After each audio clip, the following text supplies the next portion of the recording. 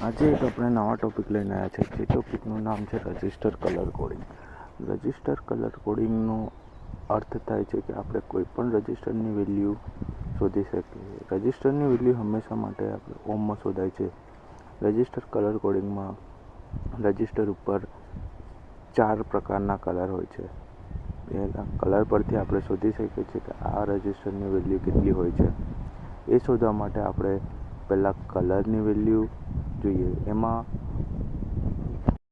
Register colour કોડિંગમાં કલરોના પ્રકાર black, brown, red, orange, yellow, green, blue, violet, grey, white, gold અને silver.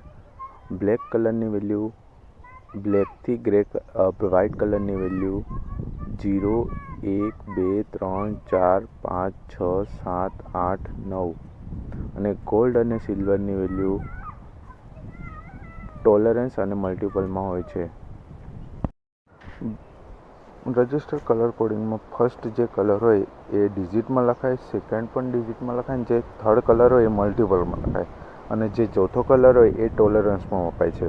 આકૃતિમાં દર્શાવ્યા પ્રમાણેનું એક રજિસ્ટર છે જેમાં બ્લેક ફર્સ્ટ કલર છે બ્રાઉન.